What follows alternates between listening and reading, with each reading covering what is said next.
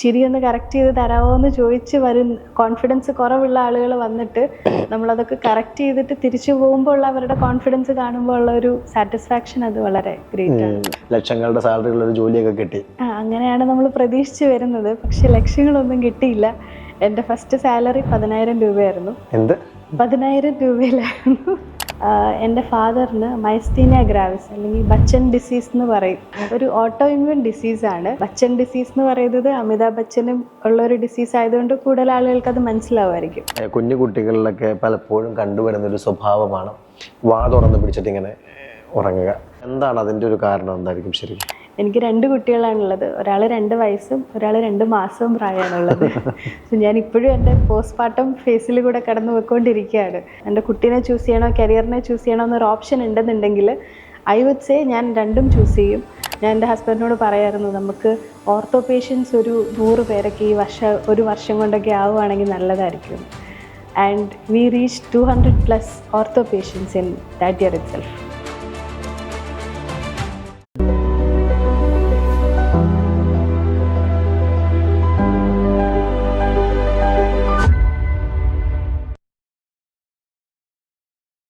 നമസ്കാരം, രംഗു കെ ഹരിദാസ്. സ്പാർക്കിൻ്റെ സ്പാർക്കുള്ള പുതിയൊരു എപ്പിസോഡിലേക്ക് ഏവർക്കും സ്വാഗതം.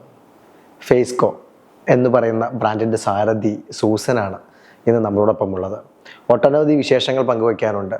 എങ്ങനെയാണ് നമ്മുടെ മുഖച്ഛായ മാറ്റേണ്ടതെന്നും ഒരു സംരംഭം എങ്ങനെ സക്സസ്ഫുള്ളായിട്ട് കൊണ്ടുപോകാമെന്നും ഒരു വനിതാ സംരംഭക എന്ന നിലയിൽ നമ്മളോട് സംസാരിക്കുകയാണ്. സ്വാഗതം സൂസൻ സ്പാർക്കിന്റെ വേദിയിലേക്ക്. Thank you so much. സൂസനെ കുറിച്ച് കുറേ കാര്യങ്ങൾ കേട്ടിട്ടുണ്ട്. എന്നിരുന്നാലും ഒരു മുഖവര എന്ന രീതിയിൽ ചോദിക്കട്ടെ, എവിടെയായിരുന്നു നാടും എങ്ങനെയാണ് ഈ സംരംഭത്തിലേക്ക് വരികയും ചെയ്യുന്നത്? എൻ്റെ നാട് റാന്നിയാണ്, പത്തനംതിട്ട.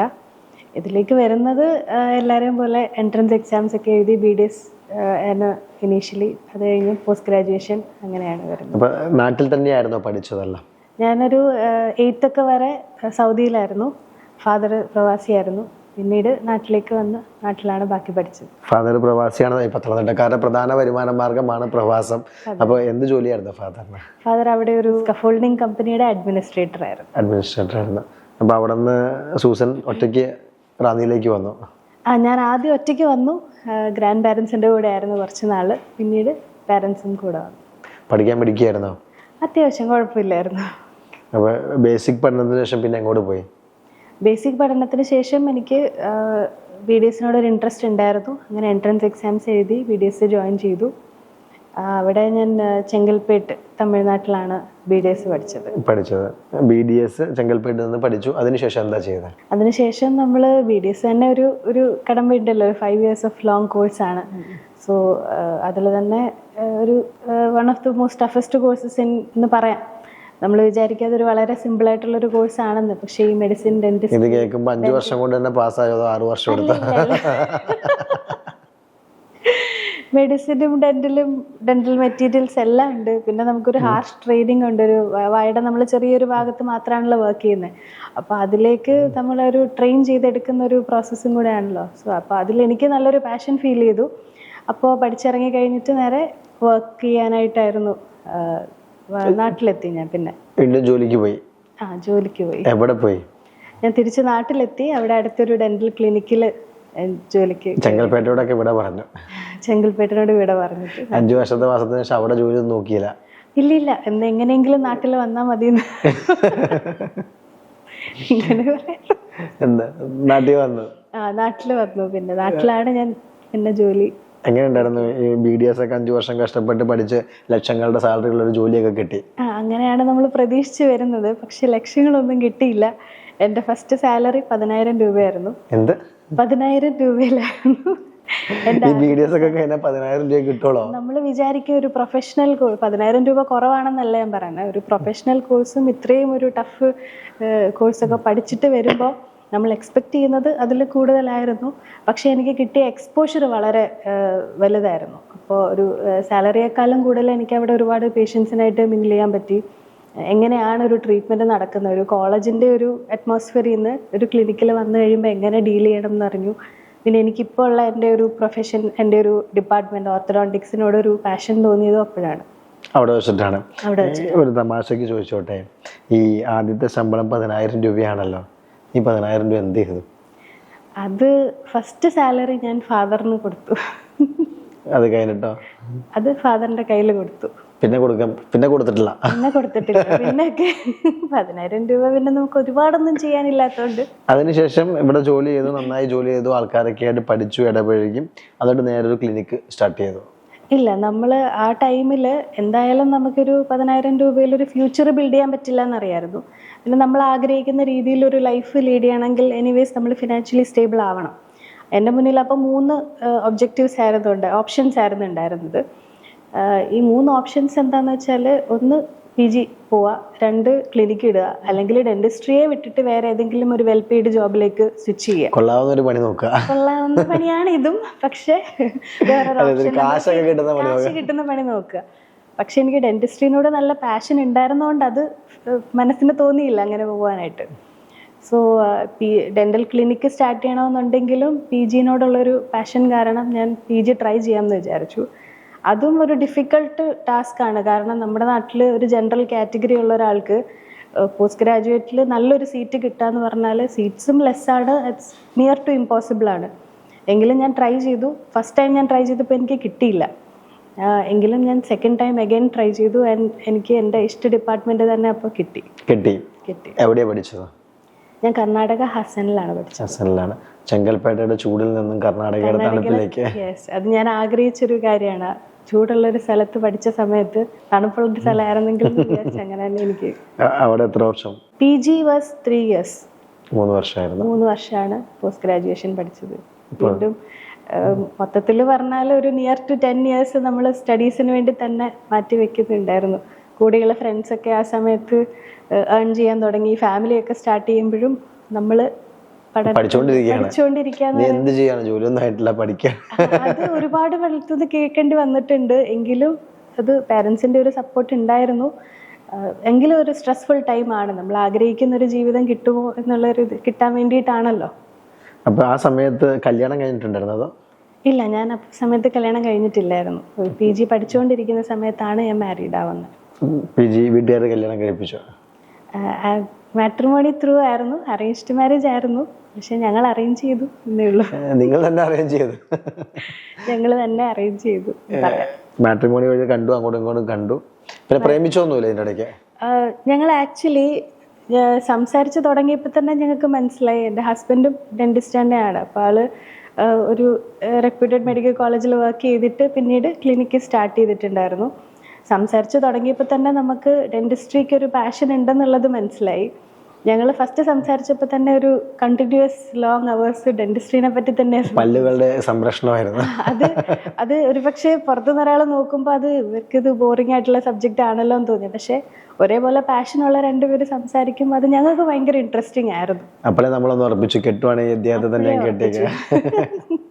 അത് കല്യാണം കഴിഞ്ഞു, പഠിച്ചുകൊണ്ടിരിക്കുമ്പോഴേ കല്യാണം കഴിഞ്ഞു. അതെ, അത് പിന്നെ വീട്ടുകാരോട് പറഞ്ഞു, ഫാമിലി വാസ് ഓക്കെ. അങ്ങനെ ഞങ്ങള് മാരേജിലേക്ക് പോയി.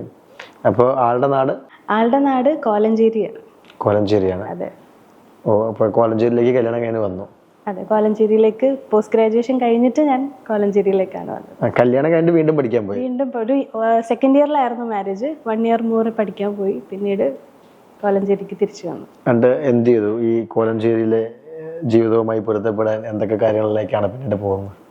ആ സമയത്ത് ഹസ്ബൻഡ് ഒരു ക്ലിനിക്ക് സ്റ്റാർട്ട് ചെയ്തിട്ടുണ്ടായിരുന്നു. അപ്പോൾ ഞാൻ വന്നപ്പോൾ തന്നെ എനിക്കൊരു വർക്ക് ചെയ്യാനായിട്ട് ഒരു സ്പേസ് ഉണ്ടായിരുന്നു. ജോലി അന്വേഷിച്ച് പുറത്തു പോകണ്ട ഉണ്ടായിരുന്നു. അതെവിടെയായിരുന്നു ക്ലിനിക്ക് ഉണ്ടായിരുന്നത്? ക്ലിനിക്ക് ഇട്ടത് തൊടുപുഴയായിരുന്നു. കോലഞ്ചേരിയിൽ നിന്ന് അത്യാവശ്യം ഡിസ്റ്റൻസ് ഉള്ളൊരു സ്ഥലമാണ്. പക്ഷെ തൊടുപുഴയായിരുന്നു ഞങ്ങളുടെ ബേസ് സ്റ്റാർട്ട് ചെയ്തത്. ആ സമയത്ത് സുസം വരുമ്പോൾ ക്ലിനിക്ക് തുടങ്ങിയിട്ട് എത്ര കാലങ്ങളായി കാണുമായിരിക്കും ഏകദേശം?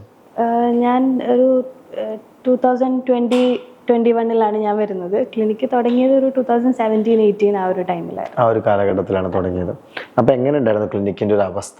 Clinic was an average clinic. പക്ഷെ നമുക്ക് ഉണ്ടായിരുന്ന ഒരു ടീം ഓഫ് ഡോക്ടേഴ്സ്, നമ്മൾ എടുത്തിരുന്ന ഡോക്ടേഴ്സ് വർ റിയലി ഗുഡ്. അപ്പോൾ ഉണ്ടായിരുന്ന ഒരു ക്വാളിറ്റി ഓഫ് സർവീസും വളരെ നല്ലതായിരുന്നു. അവിടെ ഒരു പോളി ക്ലിനിക്കായിട്ടായിരുന്നു സ്റ്റാർട്ട് ചെയ്തത്. ഡെർമറ്റോളജിസ്റ്റ്, ENT, പിന്നെ ഡെന്റൽ സ്പെഷ്യലിസ്റ്റ് ഒക്കെ നല്ലൊരു ടീം ഉണ്ടായിരുന്നു. അപ്പോൾ ആ ഒരു ബേസ് ആണ് ഞങ്ങളെ വളർത്താനായിട്ട് ഹെൽപ്പ് ചെയ്തത്. എന്തെങ്കിലും പ്രതിസന്ധിയൊക്കെ ഉണ്ടായിരുന്നോ തുടങ്ങിയ സമയത്ത്? ഡെഫിനറ്റ്ലി. എന്തൊരു സ്ഥാപനം സ്റ്റാർട്ട് ചെയ്യുമ്പോഴും ഉണ്ടല്ലോ, ഫിനാൻഷ്യലി ആണെങ്കിലും അല്ലാതെ ആണെങ്കിലും ഒക്കെയുള്ള പ്രതിസന്ധികൾ ഉണ്ടായിരുന്നു. പക്ഷേ നമ്മൾ അതിനെയൊക്കെ ഒരു പോസിറ്റീവ് ആസ്പെക്റ്റിൽ നമുക്ക് എന്തായാലും നന്നാവണം എന്നുള്ളൊരു ഇതിലായതുകൊണ്ട് വി ട്രൈഡ് അവർ ബെസ്റ്റ്. അപ്പോൾ എങ്ങനെയാണ് നമുക്ക് ഈ സർവീസിന് ആളുകളൊക്കെ വന്നുകൊണ്ടിരുന്നത്? കാരണം ഒരു ചെറിയ ക്ലിനിക്കാണ്, ആവറേജ് ക്ലിനിക്കാണ്, അതിലേക്ക് ആളെ എത്തിക്കാൻ എന്തെല്ലാം ടൂളുകളാണ് ഉപയോഗിച്ചത്? എസ്പെഷ്യലി ആളുകൾ വന്നത് എങ്ങനെയാണെന്ന് ചോദിച്ചു കഴിഞ്ഞാൽ കൂടുതലും വേർഡ് ഓഫ് മൗത്ത് ആണ്. നമ്മളിപ്പോൾ ഒരു ട്രീറ്റ്മെൻറ്റ് എടുക്കുകയാണെങ്കിലും നമ്മൾ അന്വേഷിക്കും, ഇത് വേറെ ആരെങ്കിലും എടുത്തിട്ടുണ്ടോ, ഇതൊരു ട്രീറ്റ്മെൻറ്റ് എവിടെയാണ് എടുത്തിട്ടുള്ളത്, അങ്ങനെ ഒരു വേർഡ് ഓഫ് മൗത്ത് ആണ് കൂടുതലും വന്നിട്ടുള്ളത്. എൻ്റെ ഡിപ്പാർട്ട്മെൻറ്റിൽ പല്ലിയിൽ കമ്പി ഇടുക, അലൈനേഴ്സ് അതൊക്കെയായിരുന്നു. അപ്പോൾ ഈ ക്ലിനിക്കിൽ ഞാൻ എത്തുന്ന സമയത്ത് ഞാൻ എൻ്റെ ഹസ്ബൻഡിനോട് പറയായിരുന്നു, നമുക്ക് ഓർത്തോ പേഷ്യൻസ് ഒരു 100 പേരൊക്കെ ഒരു വർഷം കൊണ്ടൊക്കെ ആവുകയാണെങ്കിൽ നല്ലതായിരിക്കുമെന്ന്. And we reached 200+ ortho patients in that year itself. 100 പ്രതീക്ഷിച്ചു, 200 പേര്, 200-ലധികം ആളുകൾ വന്നു. ആളുകൾ നമ്മളുടെ റണ്ണിങ് പേഷ്യൻസ് ആയിട്ട്. തൊടുപുഴ പോലത്തെ ഒരു ഗ്രാമത്തിൽ അപ്പോൾ നിങ്ങളുടെ റെപ്യൂട്ടേഷൻ ഭയങ്കരമായിട്ട് വർദ്ധിച്ചു എന്ന് പറയാം. അത് അത്രയും ആളുകൾ നമ്മളെ ട്രസ്റ്റ് ചെയ്യുന്നുണ്ടെന്നുള്ളൊരു ഫീല് നമ്മളെ ഒരുപാട് ഇനിയും വളരാനായിട്ട് ഞങ്ങളെ സഹായിച്ചു. ഇനിയും എക്സ്പാൻഡ് ചെയ്യണം, നമ്മൾ അത്രയും ആളുകളുടെ ഒരു ട്രസ്റ്റ്, നമ്മളുടെ ഒരു ഗുഡ് ഫെയ്ത്തിൽ വന്നിട്ട് അവരുടെ മണി ആയിക്കോട്ടെ അല്ലെങ്കിൽ എൻ്റെ ചിരി നന്നാക്കണം എന്നുള്ളൊരു ഇതിൽ വരുമ്പോൾ എൻ്റെ കഴിവിൽ വിശ്വസിച്ചാണല്ലോ വരുന്നത്. ഞാനും വളരണം, അതേപോലെ അവർക്കുള്ള സർവീസും വളർത്തണം എന്നുള്ളൊരാഗ്രഹത്തിൽ ഞങ്ങൾ വീണ്ടും എക്സ്പാൻഡ് ചെയ്തു ക്ലിനിക്ക്. പിന്നെ നിങ്ങൾക്ക് ധൈര്യമായിട്ട് ആളുകളുടെ പല്ല് നോക്കാം, കാരണം ജീവിതകാലം മുഴുവൻ പഠിച്ചിട്ടാണല്ലോ ക്ലിനിക്കിലേക്ക് എത്തിയിരിക്കുന്നത്. പക്ഷേ എങ്കിലും നമുക്കൊരു ഡൗട്ട് വരും, ഞാൻ ഈ ചെയ്യുന്നത് ശരിയാണോ, എനിക്ക് ഇനിയും എന്ത് ബെറ്റർ ചെയ്യാൻ പറ്റുമെന്ന്. അങ്ങനെ ഞാൻ അലൈനേഴ്സിനെ പറ്റിയും കോഴ്സസ് അറ്റൻഡ് ചെയ്യാൻ തുടങ്ങി. ഇൻവിസലൈൻ എന്നുള്ള സർട്ടിഫിക്കേഷൻസ് എടുത്തു. So I try to grow myself. അതേപോലെ തന്നെ ക്ലിനിക്കിലും നമ്മൾ എക്സ്പാൻഡ് ചെയ്യാൻ വീണ്ടും പഠിച്ചുകൊണ്ടിരുന്നു. പഠനം ഒരിക്കലും നിൽക്കുന്നില്ലല്ലോ, നമുക്ക് എപ്പോഴും റൂം ഫോർ ഇംപ്രൂവ്മെന്റ് ഉണ്ട്. ഓക്കെ, 2017 കാലഘട്ടത്തിൽ തുടങ്ങിയ ഒരു പ്രസ്ഥാനമാണ് ഇത്. 2026 ഇരുന്നിട്ടാണ് നമ്മൾ സംസാരിക്കുന്നത്. അതെ. ഇന്ന് എന്താണ് നിങ്ങളുടെ ഒരു വലിപ്പം? നിങ്ങൾ എന്തോരം വളർന്നു? ഇന്ന് നമ്മളുടെ ഒരു വലിപ്പം, നമ്മളെ ട്രസ്റ്റ് ചെയ്യുന്ന ആളുകളുടെ എണ്ണം ഒരുപാട് വർദ്ധിച്ചു. ഞങ്ങൾ അങ്ങോട്ടിട്ട എഫേർട്ടിനെല്ലാം ഞങ്ങൾക്ക് റെസ്പോൺസ് കിട്ടിയിട്ടുണ്ട്. ഞങ്ങൾ കൊച്ചിയിലേക്ക് എക്സ്പാൻഡ് ചെയ്തപ്പോഴും ഞങ്ങൾ എക്സ്പെക്ട് ചെയ്തതിലും വളരെ ബ്യൂട്ടിഫുൾ ആയിട്ട് കൊച്ചി ഞങ്ങളെ വെൽക്കം ചെയ്തു. ഒരുപാട് ആളുകൾ നമ്മളെ ട്രസ്റ്റ് ചെയ്ത് ട്രീറ്റ്മെന്റ്സ് ചെയ്യുന്നുണ്ട്. ഇപ്പം എത്ര ബ്രാഞ്ചുകളുണ്ട്? ഇപ്പൊ ടോട്ടൽ ഞങ്ങൾക്ക് 4 ബ്രാഞ്ചസ് ആണുള്ളത്. 4 ബ്രാഞ്ചസ് ആയിട്ട് വളർന്നു. അതെ, എൻ്റെ ഹസ്ബൻഡ് ബ്രദറും വൈഫും ദുബായിൽ പ്രാക്ടീസ് ചെയ്യായിരുന്നു. അവർ നാട്ടിലെത്തിയിട്ട് നമ്മളൊരു ഫാമിലി ഡെന്റിസ്ട്രി പോലെയാണ് ഇപ്പോൾ. നിങ്ങളുടെ കുടുംബത്തിന്റെ മുഴുവൻ ഡെന്റിസ്റ്റുകളാണ് അപ്പോൾ? ഒരു കുടുംബത്തില് ഞങ്ങളുടെ ഈ ഒരു ജനറേഷൻ ഫുൾ ഡെന്റിസ്റ്റ് ആണ്. അതൊരു തരുന്നൊരു സപ്പോർട്ട് ഭയങ്കരമായിട്ട്. സിനിമയിലൊക്കെ പറഞ്ഞ പോലെ വക്കീൽ കുടുംബത്തിന് വരാൻ ഡോക്ടർ കുടുംബം തന്നെയാണ്. എല്ലാവരും ഡോക്ടേഴ്സ് ആണ്. അതെ അതെ അതെ. ഓക്കെ, നമ്മൾ ഈ സംസാരിച്ചപ്പോഴൊക്കെ പറഞ്ഞു പോയിക്കൊണ്ടിരുന്നത് കുറേ കാര്യങ്ങൾ, അലൈനർ അങ്ങനെയുള്ള കുറേ കാര്യങ്ങൾ ഞാൻ പഠിച്ചു എന്ന് ഞാൻ കേട്ടുകൊണ്ടിരിക്കുകയാണ്. അപ്പോൾ ഞങ്ങൾക്ക് സാധാരണക്കാർക്ക് ഭയങ്കര കൺഫ്യൂഷനുള്ള ഒരു മേഖലയാണ്. 1000 രൂപയായിട്ടും 10 ലക്ഷം രൂപയും 15 ലക്ഷം രൂപയൊക്കെ ചിലവാക്കുന്ന പല ട്രീറ്റ്മെൻറ്റുകളും നിങ്ങളുടെ ആവനാഴിയിലുണ്ട് എന്ന് വേണമെങ്കിൽ പറയാം. അപ്പോൾ അതിൽ ഏറ്റവും കൂടുതൽ ഞാൻ കഴിഞ്ഞ ദിവസങ്ങളിൽ കണ്ടൊരു പരസ്യവാചകമാണ്, കമ്പിയുടെ കാലം കഴിഞ്ഞു. കമ്പിയുടെ കാലം, പല്ലിൽ കമ്പിയിട്ടേണ്ട ഒരു കാലഘട്ടം കഴിഞ്ഞു? കമ്പിയുടെ കാലം ഒരിക്കലും കഴിയില്ല. അത് അലൈനേഴ്സ് ആയാലും കമ്പി ആയാലും നമ്മൾ ചെയ്യുന്ന ട്രീറ്റ്മെൻ്റ് എന്ന് പറയുമ്പോൾ പല്ലിനെ മൂവ് ചെയ്യാണ് ചെയ്യുന്നത്. പല്ലിനെ ഒരു സ്ഥലത്ത് നിന്ന് വേറൊരു സ്ഥലത്തിലേക്ക്, പല്ല് പൊങ്ങിയതാണെങ്കിൽ താഴ്ത്താനോ അല്ലെങ്കിൽ സ്പേസ് ക്ലോസ് ചെയ്യാനൊക്കെ ആയിട്ട് അതൊരു ട്രീറ്റ്മെൻ്റ് ആണ്. അതിൻ്റെ 2 രീതികളാണ് കമ്പിയും അലൈനേഴ്സും. കമ്പിയുടെ കാലം ഒരിക്കലും കഴിയില്ല. അലൈനേഴ്സ് കൊണ്ട് നമുക്ക് ഒട്ടുമിക്ക കേസസും ചെയ്യാൻ പറ്റും. ഇപ്പോൾ കോംപ്ലക്സ് കേസസും ഒരു പരിധി വരെ ചെയ്യാം. എങ്കിലും ചില കേസസിൽ കമ്പി തന്നെ വേണം. അതേതാണ് ചില കേസുകൾ? ചിലപ്പോൾ നമുക്ക് ഒരു സ്കെലിറ്റൽ സർജിക്കൽ കേസസ് ഒക്കെ വരുമ്പോൾ, അല്ലെങ്കിൽ നമുക്കൊരു ഇമ്പാക്റ്റഡ് ആയിട്ടൊരു പല്ലകത്ത് എല്ലിനകത്തുനിന്ന് പുറത്തേക്ക് വരാത്ത പല്ലുകളുള്ളപ്പോൾ അങ്ങനത്തെ കേസസിൽ അലൈനേഴ്സിനേക്കാളും ബെറ്റർ കമ്പിയായിരിക്കും. എന്താണ് ഈ അലൈനറും കമ്പിയും തമ്മിലുള്ള പ്രധാന വ്യത്യാസം എന്താ ശരിക്കും? പ്രധാന വ്യത്യാസം എന്ന് പറയുമ്പോൾ, കമ്പി നമ്മൾ പല്ലിൽ മുത്ത് എന്ന് പറയുമ്പോൾ ബ്രാക്കറ്റ്സ് എന്നാണ് നമ്മൾ പറയുന്നത്. അത് ഒട്ടിച്ചിട്ട് വയറിട്ടിട്ടാണ് നമ്മൾ കമ്പി ഇട്ടിട്ട് ട്രീറ്റ്മെൻറ്റ് ചെയ്യുന്നത്. അതിൽ ഫോഴ്സ് അപ്ലൈ ചെയ്യാൻ വേണ്ടിയിട്ട് ഉപയോഗിക്കുന്ന ഒരു മെത്തേഡാണ്. അലൈനേഴ്സ് എന്ന് പറയുമ്പോൾ ഒരു ട്രാൻസ്പെറൻ്റ് ആയിട്ടൊരു ട്രേ ആണ്. അതിൽ നമ്മൾ സോഫ്റ്റ്വെയറിൽ ഉപയോഗിച്ചിട്ട് പ്രോഗ്രാമിംഗ് ചെയ്യുകയാണ് നമ്മൾ ഓരോ ടീത്തിൻ്റെ മൂവ്മെൻറ്റ്സ്. അപ്പോൾ അലൈനേഴ്സ് നമുക്ക് പേഷ്യൻസിനെ ഫുള്ളായിട്ട് തന്നു വിടാം. എപ്പോഴും ഈ കമ്പിക്ക് കറക്ഷന് വേണ്ടി അപ്പോയിൻമെൻറ്റ്സിന് വരുന്ന പോലെ അത്രയും അപ്പോയിൻമെൻറ്റ്സ് വരണം എന്നില്ല. പേഷ്യൻസിന് തന്നെ ചെയ്യാൻ പറ്റുന്നൊരു ട്രീറ്റ്മെൻറ്റ് എന്ന് വേണേൽ പറയാം. തനിയെ ചെയ്യാൻ പറ്റും. ഈ അലൈനർ ആകുമ്പോൾ എന്താ അതിൻ്റെ ഒരു ദോഷം? കമ്പി ആകുമ്പോൾ നമ്മൾ പെർമനന്റ് ഇങ്ങനെ കിടക്കുന്ന നമുക്ക് ഒരു ധാരണയുണ്ട്. ഈ അലൈനർ കുറച്ചു കാലം അയാൾ കണ്ടു തുടങ്ങിയിട്ട്, ഇതുകൊണ്ടൊക്കെ കറക്റ്റ് ആയിട്ട് മാറുമോ? കറക്റ്റായിട്ട് മാറുമോ എന്ന് ചോദിച്ചു കഴിഞ്ഞാൽ നമ്മൾ ചെയ്യുന്ന ഡോക്ടറിൻ്റെ ഒരു കഴിവും പിന്നെ അതേപോലെ നമ്മൾ യൂസ് ചെയ്യുന്ന അലൈനർ സിസ്റ്റം ഏതാണ് അതൊക്കെ അതിൽ വളരെ ഇമ്പോർട്ടൻ്റ് ആണ്. എല്ലാ അലൈനേഴ്സും കറക്റ്റായിട്ട് വർക്ക് ചെയ്യുമെന്ന് ഞാൻ ഒരിക്കലും പറയില്ല.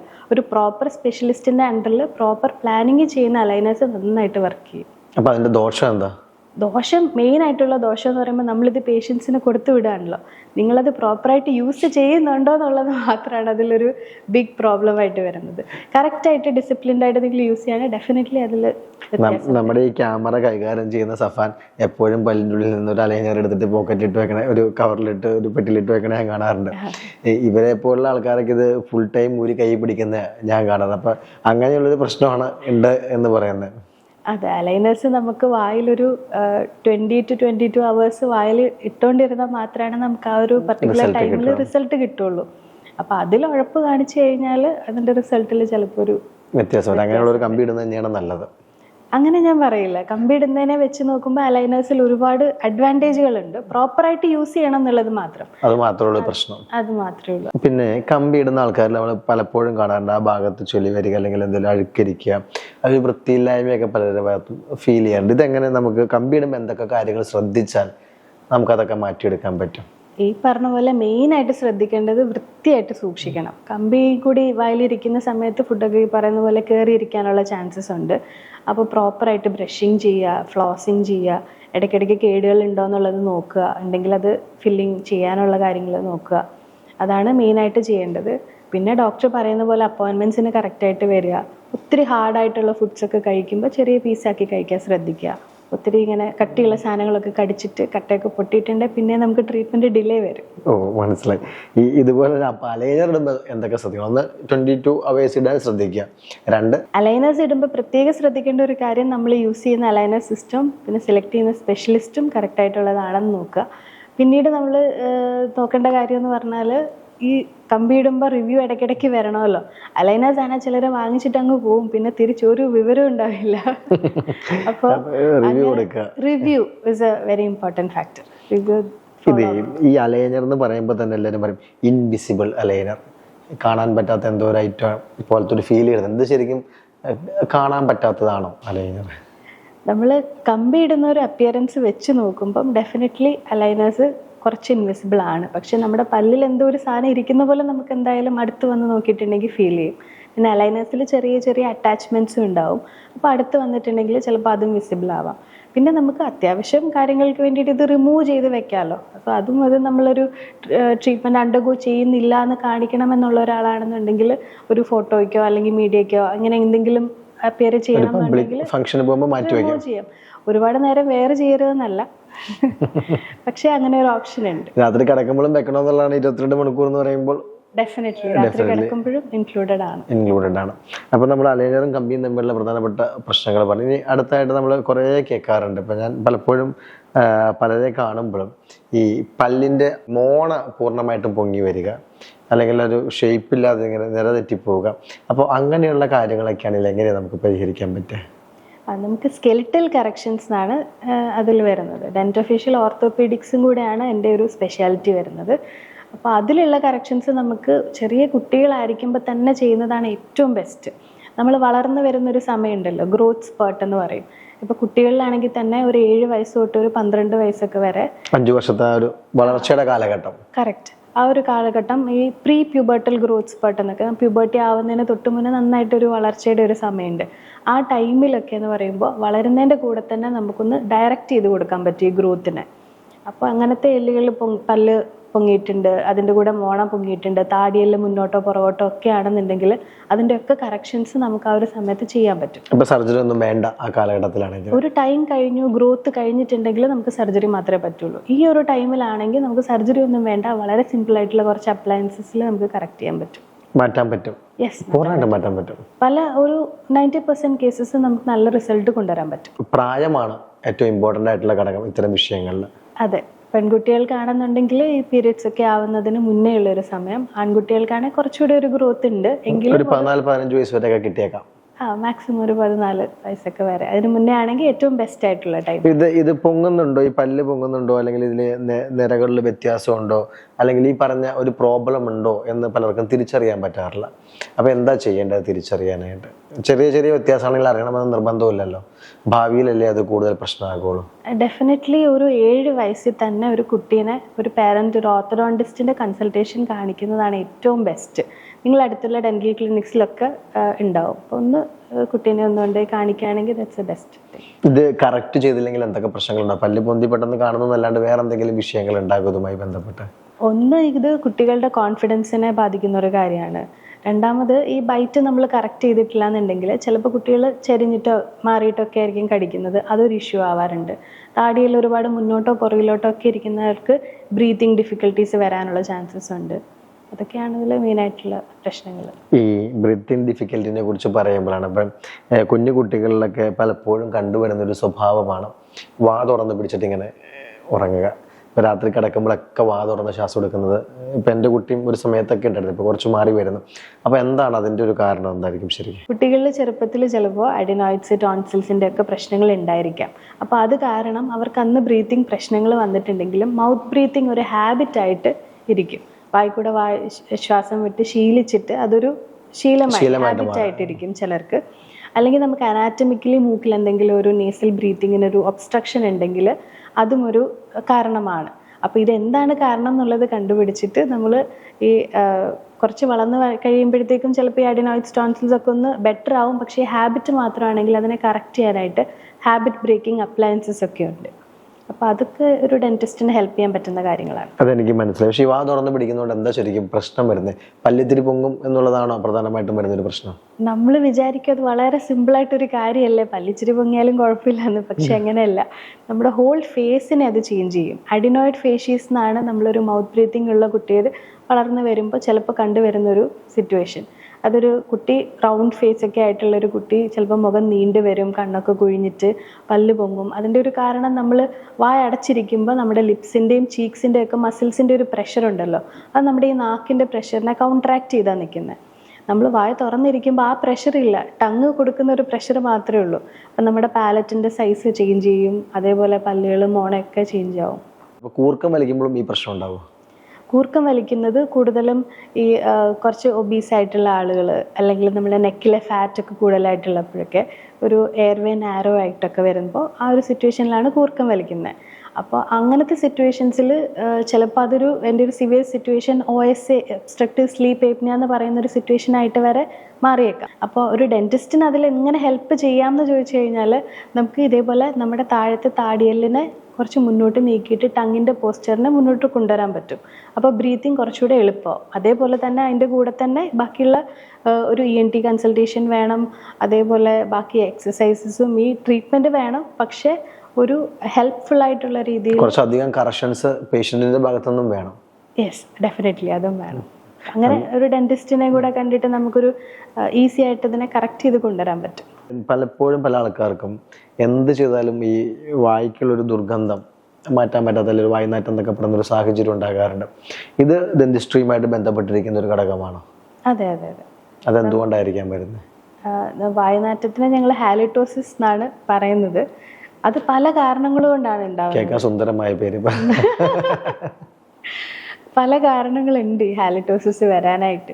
ചിലപ്പോൾ കേടുള്ള പല്ലുകളും ഉണ്ടാവാം, ടോൺസിലൈറ്റിസ് ഉള്ളതും ഉണ്ടാവാം, ചിലർക്ക് GERD എന്ന് പറഞ്ഞ റിഫ്ലക്സിൻ്റെ പ്രശ്നങ്ങൾ ഉണ്ടാവാം, അല്ലെങ്കിൽ പല്ലിൽ ഓറൽ ഹൈജീൻ പുവർ ആയതുകൊണ്ടാവാം. ഇപ്പം ഇതെന്താണെങ്കിലും നമുക്ക് പരിഹാരങ്ങളുള്ള കാര്യങ്ങളാണ്.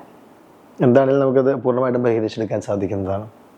നമുക്ക് കുറേയൊക്കെ ഡെന്റൽ റിലേറ്റഡ് ആയിട്ടുള്ള കാര്യങ്ങൾ, ചിലർക്ക് മെഡിക്കൽ കണ്ടീഷൻസ് കൊണ്ട് ഉണ്ടാവുന്നതാണെന്നുണ്ടെങ്കിൽ നമുക്ക് എങ്കിലും ഓറൽ ഹൈജീനൊക്കെ പ്രോപ്പറായിട്ട് മെയിൻറ്റെയിൻ ചെയ്ത് റെഗുലർ ഡെന്റൽ ചെക്കപ്പും ക്ലീനിങ്ങും ഒക്കെ ചെയ്തിട്ടുണ്ടെങ്കിൽ ഒരു പരിധി വരെ നമുക്കതിനെ ബെറ്റർ ആക്കാൻ പറ്റും. ഇപ്പം ഏറ്റവും കൂടുതൽ കേൾക്കുന്ന ഒരു കാര്യമാണ് സ്മൈൽ കറക്ഷൻ. നന്നായി ചിരിക്കും, എല്ലാവരുടെയും ഒരു ബോർഡാണ് ചിരി കറക്റ്റാവട്ടെ എന്ന്. എന്താണ് യഥാർത്ഥത്തിൽ ഒരു സൗന്ദര്യമുള്ള ചിരി? അത് പൊട്ടിച്ചിരിയാണോ, തുറന്നുള്ള ചിരിയാണോ, പല്ലുന്നോ, എന്ത് ചിരിയാണത്? ഒരു പെർഫെക്റ്റ് സ്മൈൽ എന്ന് പറയുമ്പോൾ അതിനൊരു ഡെഫിനിഷൻ കൊടുക്കുകയാണെന്നുണ്ടെങ്കിൽ ഒരു ഡിവൈൻ പ്രൊപ്പോർഷൻ എന്ന് പറയും. നമ്മുടെ ഓരോ പല്ലുകളും ഓരോ പെർസെൻറ്റേജ് വ്യത്യാസത്തിൽ വേണം ഇരിക്കാനായിട്ട്. ഒരു പർട്ടിക്കുലർ രീതിയിൽ അതിരുന്നാലാണ് അതിൻ്റെ സ്മൈൽ വരുന്നത്. സ്മൈൽ കേർവ് ഉണ്ട്, നമ്മുടെ താഴത്തെ ചുണ്ടിൻ്റെ അതേപോലെ കേർവായിട്ട് വേണം നമ്മുടെ പല്ലുകളുടെ നേരെ ഇരിക്കാനായിട്ട്. അങ്ങനെയൊക്കെ കുറച്ച് കാര്യങ്ങളുണ്ട് ഒരു പെർഫെക്റ്റ് സ്മൈൽ എന്ന് പറയുന്നത്. പക്ഷെ എല്ലാ ചിരിയും ബ്യൂട്ടിഫുൾ ആണ്. സ്മൈൽ കറക്ഷൻ വേണ്ടി വരുന്ന കേസസ് നമുക്ക് ഒരുപാട് രീതിയിൽ ചെയ്യാൻ പറ്റും. പല്ലിൽ കമ്പി ഇട്ടിട്ട്, അല്ലെങ്കിൽ അലൈനേഴ്സ് യൂസ് ചെയ്തിട്ട്, വെനീർസ്, ക്രൗൺസ്, അങ്ങനെയൊക്കെ ഒരുപാട് ഓപ്ഷൻസ് ഉണ്ട് സ്മൈൽ കറക്ഷൻ ചെയ്യാനായിട്ട്. ഇനി ഞാൻ ഈ വെനീർ എന്ന് പറഞ്ഞപ്പോഴാണ് എക്സാക്ട്ലി എന്താണ് വെനീർ, അതെങ്ങനെയാണ് യൂട്ടിലൈസ് ചെയ്യേണ്ടത്? വെനീർ എന്ന് പറയുമ്പോൾ നമുക്കിപ്പോൾ ഒരു പല്ലിൽ ഗ്യാപ്പ് ഉണ്ട്, അല്ലെ പല്ലിൻ്റെ സൈസ് ഇഷ്ടമല്ല, പല്ലിൻ്റെ കളർ ഇഷ്ടമല്ല എന്നൊക്കെ ഉണ്ടെങ്കിൽ നമ്മുടെ പല്ലിനെ ഒരുപാട് മോഡിഫിക്കേഷൻസ് ഒന്നും ചെയ്യാതെ ജസ്റ്റ് ആ ഫ്രണ്ട് പോർഷൻ മാത്രം ഒന്ന് മോഡിഫൈ ചെയ്ത് ഒരു artificial layer, very thin layer നമ്മുടെ അവിടെ സ്റ്റിക്ക് ഓൺ ചെയ്യുവാണ് വെനീറിങ് എന്ന് പറയുന്നത്. അതിപ്പോൾ എല്ലാവരും ചെയ്യുന്നുണ്ട്, ഒരുപാട് പേര് ചെയ്യുന്നുണ്ട്. ഒരുപാട് പേര് ചെയ്യുന്നുണ്ട്. നമുക്ക് ഒരു മൈ സ്മൈൽ ബട്ട് ബെറ്റർ എന്നൊക്കെ പറയില്ലേ, അതേപോലെ ചെറിയ പെട്ടെന്ന് തന്നെ നമുക്ക് കറക്ഷൻ കിട്ടുകയും ചെയ്യും, അതേപോലെ കാണാനും നല്ല ഭംഗിയിലിരിക്കും. ഈ കാണാനുള്ള ഭംഗി വളരെ ഇമ്പോർട്ടൻ്റ് ആണ് മനുഷ്യർക്ക്. അതുകൊണ്ട് പല്ലിന്റെ കാര്യത്തിൽ എന്ന് പറയുമ്പം കാണാനുള്ള ഭംഗി പെട്ടെന്ന് നമുക്ക് നമ്മുടെ ബോഡിയിലെ ഒരു കാര്യം പെട്ടെന്ന് ചേഞ്ച് ചെയ്ത് ഭയങ്കര ഡിഫറൻസ് വരുന്ന ഒരു കാര്യമാണല്ലോ ടീത്ത്. തീർച്ചയായിട്ടും വലിയൊരു ചേഞ്ച് ഉണ്ടാവും. പല്ല് മാറുമ്പോൾ തന്നെ, അല്ലെങ്കിൽ അതിന്റെ സൗന്ദര്യം കറക്റ്റ് ആകുമ്പോൾ തന്നെ മനുഷ്യന്റെ മുഖച്ഛായ തന്നെ മാറിപ്പോകും. അതെ, പല്ല് നമ്മുടെ അടുത്ത് വരുന്ന പേഷ്യൻസ് ഒക്കെ ആണെങ്കിലും ഈ ചിരി ഒന്ന് കറക്റ്റ് ചെയ്ത് തരാമോ എന്ന് ചോദിച്ച് കോൺഫിഡൻസ് കുറവുള്ള ആളുകൾ വന്നിട്ട് നമ്മളതൊക്കെ കറക്റ്റ് ചെയ്തിട്ട് തിരിച്ചു പോകുമ്പോൾ ഉള്ള അവരുടെ കോൺഫിഡൻസ് കാണുമ്പോൾ ഉള്ള ഒരു സാറ്റിസ്ഫാക്ഷൻ അത് വളരെ ഗ്രേറ്റ് ആണ്. പല്ലിന്റെ സർവീസ് തുടങ്ങുന്ന എത്ര രൂപ മുതൽ എത്ര രൂപ വരെ നിങ്ങൾ കോസ്റ്റ് ചെയ്യാറുണ്ട്? കാരണം സാധാരണക്കാരുടെ ഒക്കെ പേടി പല്ലെങ്ങാനും ശരിയാക്കാൻ പോയാൽ എത്ര രൂപ പോകും എന്നുള്ളൊരു ടെൻഷൻ എല്ലാവർക്കും ഉണ്ടല്ലോ. എത്ര പോകും? ബഡ്ജറ്റ് എത്ര പോകും? പല്ലിന്റെ സർവീസിൽ ഒരുപാട് ഓപ്ഷൻസ് ഉണ്ട്. നമുക്കത് കുറഞ്ഞ ബഡ്ജറ്റിൽ, കൂടിയ ബഡ്ജറ്റിലൊക്കെയുള്ള ഓപ്ഷൻസ് ഉണ്ട്. നമ്മളുടെ ഒരു എത്രയാണോ നമുക്ക് സ്പെൻഡ് ചെയ്യാൻ പറ്റുന്ന അതിന് തക്കതായിട്ടൊരു പ്ലാൻ സെലക്ട് ചെയ്യുക എന്നുള്ളതാണ് അതിൽ ഇമ്പോർട്ടൻറ്റ്. നമ്മൾ ശ്രദ്ധിക്കുക എന്നുള്ളതാണ് ഏറ്റവും ഇമ്പോർട്ടൻറ്റ്. അതെ, നമുക്ക് കംഫർട്ടബിൾ എന്താണോ അതിലേക്ക് നമ്മൾ സ്റ്റിക്ക് ഓൺ ചെയ്യും. ഒരുപാട് കോസ്റ്റ്ലി ആയിട്ടുള്ളത് ചൂസ് ചെയ്യണം എന്ന് ഞാൻ പറയില്ല. ബട്ട് നമ്മൾക്ക് എന്താണോ പറ്റുന്നത് അതിൽ ബെസ്റ്റ് ആയിട്ടുള്ളത് എടുക്കുക. എല്ലാ മേഖലയിലും പോലെ തന്നെ ഒരുപാട് ആളുകൾ ഇപ്പോൾ ഡെന്റിസ്ട്രിയിലേക്കും വരുന്നുണ്ട്. ഇപ്പം എൻ്റെ വീടിൻ്റെ ചുറ്റുവട്ടത്ത് തന്നെ 8 9 അല്ലെങ്കിൽ അതിലധികം ഇത്തരം ക്ലിനിക്കുകൾ ഉണ്ടെന്ന് പറയാം. ഒരു ക്ലിനിക്ക് തിരഞ്ഞെടുക്കുമ്പോൾ അല്ലെങ്കിൽ ഒരിടത്തേക്ക് നമ്മൾ കയറി ചെല്ലുമ്പോൾ എന്തെല്ലാം കാര്യങ്ങളാണ് നമ്മൾ ശ്രദ്ധിക്കേണ്ടത്? ഡെന്റിസ്ട്രിയിൽ ഒരുപാട് സ്പെഷ്യലൈസേഷൻസ് ഉണ്ട്. ഇപ്പോൾ നമ്മുടെ ഒരു റൂട്ട് കനാൽ ചെയ്യാനാണെങ്കിൽ അതിൻ്റെ സ്പെഷ്യലിസ്റ്റ് എൻഡോഡോണ്ടിസ്റ്റ് ആണ്. പല്ലിൽ കമ്പി ഇടുന്നതും അലൈനേഴ്സ് ഒക്കെ ചെയ്യുന്ന സ്പെഷ്യലിസ്റ്റ് ഓർത്തോഡോണ്ടിസ്റ്റ് ആണ്. സോ ആ സ്പെഷ്യലിസ്റ്റിനെ കറക്റ്റായിട്ട് ചൂസ് ചെയ്യുക എന്നുള്ളതൊരു ഇമ്പോർട്ടൻ്റ് ആയിട്ടുള്ള കാര്യമാണ്. പിന്നെ നമ്മൾ നോക്കുമ്പോൾ നമ്മുടെ അടുത്ത് ട്രാൻസ്പെറൻസി വേണം. നമ്മൾ എന്ത് ട്രീറ്റ്മെൻറ്റ് ചെയ്യുകയാണെങ്കിലും എന്താണ് എൻ്റെ വായിൽ ചെയ്യാൻ പോകുന്ന പ്രൊസീജിയർ എന്നുള്ളത് നിങ്ങൾ ഡോക്ടറോട് ചോദിച്ച് പ്രോപ്പറായിട്ട് മനസ്സിലാക്കുക. അതിൻ്റെ കോസ്റ്റ് നിങ്ങൾക്ക് അഫോർഡ് ചെയ്യാൻ പറ്റുന്നതാണോ, അല്ലെങ്കിൽ അതിൽ വേറെ ഓപ്ഷൻസ് ഉണ്ട്, അതൊക്കെ നിങ്ങൾ ചോദിച്ച് മനസ്സിലാക്കിയാൽ നിങ്ങൾക്ക് കുറച്ചുകൂടെ കംഫർട്ടബിൾ ആയിരിക്കും. ഈ കോസ്റ്റ് പറയുമ്പോൾ അത് ഇൻഷുറൻസിൽ കവർ ആകുമോ ചില കോസ്റ്റുകളൊക്കെ? കാരണം ഡെന്റിസ്ട്രിയിൽ കുറേ കാര്യങ്ങൾ ചെയ്യുന്നുണ്ട്, അതിൽ എന്തെങ്കിലും ഇൻഷുറൻസിൽ കവർ ആകുന്ന സർവീസുകളുണ്ടോ? നമ്മുടെ നാട്ടിൽ കണ്ണിനും പല്ലിനും ഇൻഷുറൻസ് വളരെ കുറവാണെന്നാണ് പൊതുവെ പറയാറുള്ളത്. പേഷ്യൻസ് അങ്ങനെ എന്തെങ്കിലും പ്രൊവൈഡ് ചെയ്യുന്നുണ്ട്, അവരുടെ ഇൻഷുറൻസിൽ അത് കവേർഡ് ആണെങ്കിൽ ഡെഫിനറ്റ്ലി അത് ഡോക്ടറോട് ഡിസ്കസ് ചെയ്യുക. നമ്മളുടെ അടുത്ത് നിന്ന് അതിൻ്റെതായിട്ടുള്ള കാര്യങ്ങൾ ഡോക്യുമെൻറ്റ്സ് വാങ്ങിയിട്ട് പോവുക. അങ്ങനെ ചെയ്യുക എന്നുള്ളതാണ്. ഇനി വളരെ പേഴ്സണലൈസ്ഡ് ആയിട്ടുള്ളൊരു ചോദ്യമാണ്. കാരണം 2 കുട്ടികളുടെ അമ്മയാണ്. ഈ മദർഹുഡും ഈ ക്ലിനിക്കും അതിൻ്റെ സർവീസും ഒക്കെ എങ്ങനെയാണ് മാനേജ് ചെയ്യുന്നത്? ഡെഫിനറ്റ്ലി അതൊരു ഈസി കാര്യമല്ല.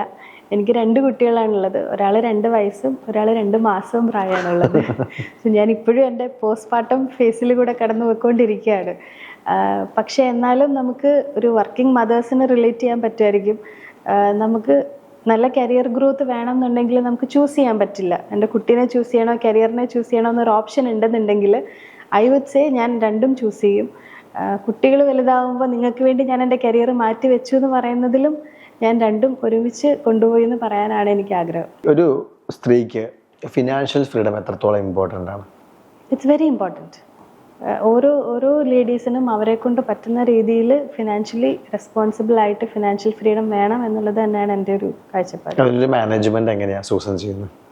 ഫിനാൻഷ്യൽ മാനേജ്മെൻറ്റ് എൻ്റെ എഡ്യൂക്കേഷൻ ഞാൻ സ്ട്രോങ് ആക്കി എന്നുള്ളതാണ് എൻ്റെ ഒരു ഇത്. ഞാൻ ആഗ്രഹിച്ച പോലെ ഒരു ജീവിതം എനിക്ക് ആരും കൊണ്ടു തന്നില്ല. ഞാൻ അതിനുവേണ്ടി എഫേർട്ട് ഇട്ട് പഠിച്ച് ഞാൻ മാനിഫെസ്റ്റ് ചെയ്ത് അച്ചീവ് ചെയ്തൊരു കാര്യമാണ്. സോ അതിൽ ഞാൻ വളരെ പ്രൗഡാണ്. അപ്പോൾ അതിന് ഞാൻ ഇടുന്ന എഫേർട്ടിനുള്ളൊരു റിട്ടേൺ എനിക്ക് കിട്ടുന്നുണ്ട്. അത് നന്നായി യൂസ് ചെയ്യാൻ ശ്രമിക്കുന്നുമുണ്ട്.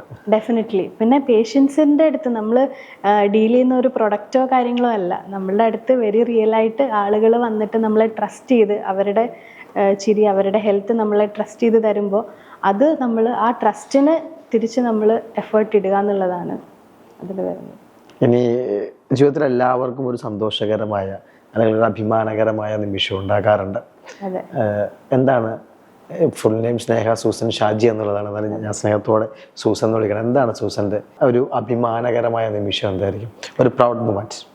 പ്രൗഡ് മൂമെന്റ് എന്ന് പറയുമ്പോൾ ഐ വുഡ് സേ, ഞാൻ ക്ലിനിക്കിൽ വന്ന് വർക്ക് സ്റ്റാർട്ട് ചെയ്ത ടൈമിൽ എൻ്റെ ഫാദറിന് മൈസ്തീനിയ ഗ്രാവിസ് അല്ലെങ്കിൽ ബച്ചൻ ഡിസീസ് എന്ന് പറയും. അങ്ങനെ പറഞ്ഞാൽ കൃത്യമായിട്ട് മനസ്സിലായില്ല. ഒരു ഓട്ടോ ഇമ്മ്യൂൺ ഡിസീസാണ് ബച്ചൻ ഡിസീസ് എന്ന് പറയുന്നത്. അമിതാഭ് ബച്ചനും ഉള്ള ഒരു ഡിസീസ് ആയതുകൊണ്ട് കൂടുതൽ ആളുകൾക്ക് അത് മനസ്സിലാവുമായിരിക്കും.